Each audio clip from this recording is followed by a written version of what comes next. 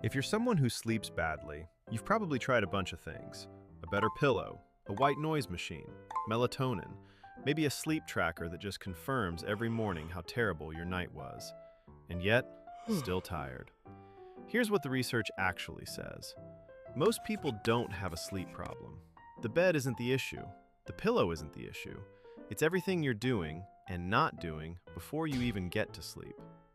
The good news is that those habits are completely changeable, and the research shows that even small adjustments start producing noticeably better sleep within days.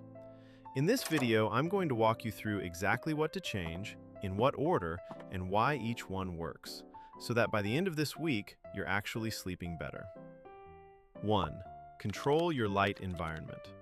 Let's start with the one that has the most science behind it, and the one most people are unknowingly getting completely wrong every single night: light. Your body has an internal clock, called the circadian rhythm, and it runs almost entirely on light signals.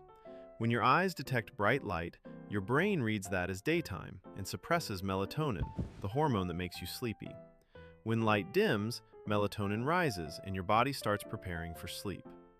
The problem is that most people spend their evenings blasting their eyes with exactly the kind of light that tells their brain to stay awake. Overhead lights, bright screens, phones held 6 inches from their face until the moment they close their eyes. And then they wonder why they can't fall asleep. The fix is straightforward. About 90 minutes before bed, start dimming your environment. Switch off overhead lights and use lamps instead. Turn your phone and screen brightness down.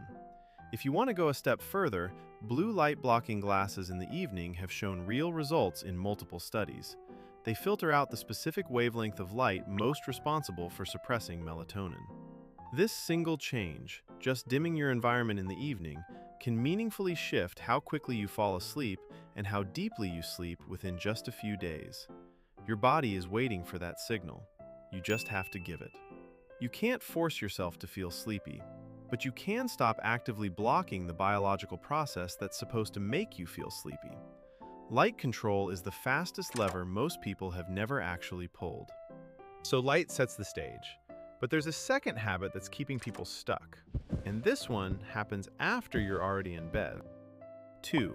Stop lying in bed when you can't sleep.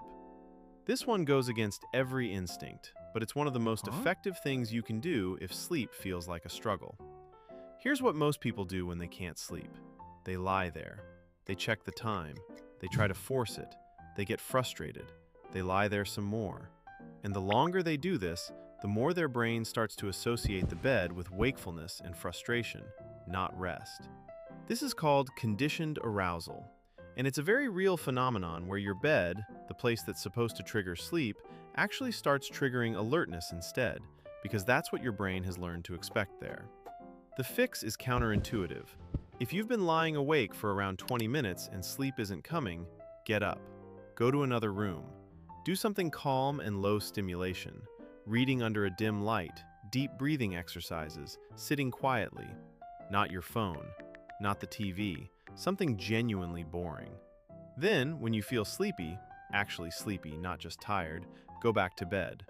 This technique, known as stimulus control, is actually one of the core methods used in cognitive behavioral therapy for insomnia, which research consistently shows outperforms sleeping pills for long-term results. The idea is simple. Your brain learns that bed equals sleep, not bed equals lying awake for an hour hoping something changes. It feels wrong at first. Getting up when you can't sleep seems like it would make things worse. But within a week of doing this consistently, most people find they're falling asleep faster and waking less during the night, because their brain has relearned what the bed is actually for. You can't force sleep, but you can train your brain to associate your bed with it. And untraining the association between your bed and wakefulness is one of the fastest ways to turn things around.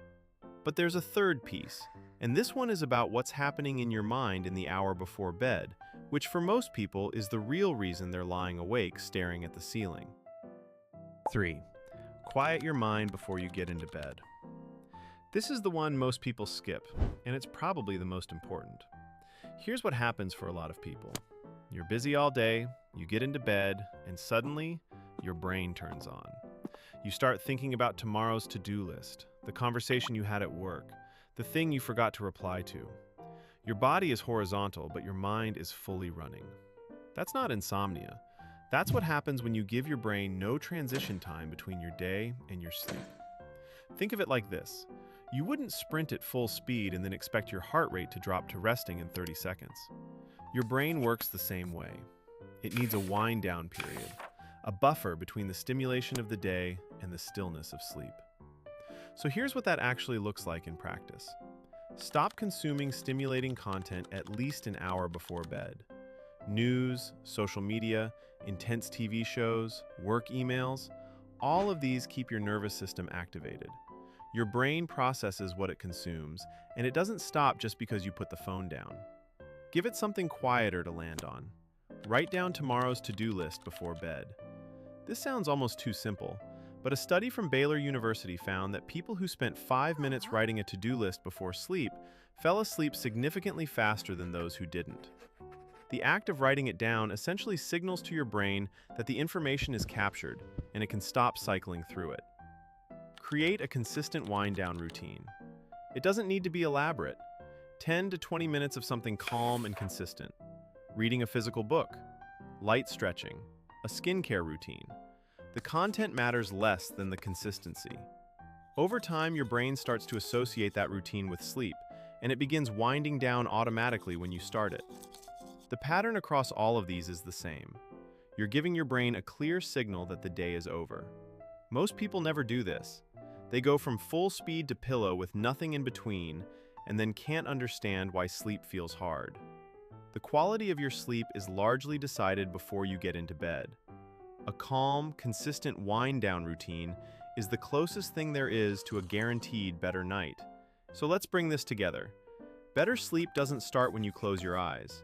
It starts 2 to 3 hours earlier, with the signals you're sending your body and brain. Pick one of these tonight, just one. You don't need to overhaul your entire evening. Start with dimming the lights an hour earlier, or writing tomorrow's list before bed. Small shifts compound fast when it comes to sleep, and by the end of the week, you'll feel the difference. If this helped, hit the like button. It genuinely helps this video reach more people who need it. And if you want more videos on simple changes that actually make a difference to how you feel, subscribe. That's exactly what this channel is about. See you in the next one.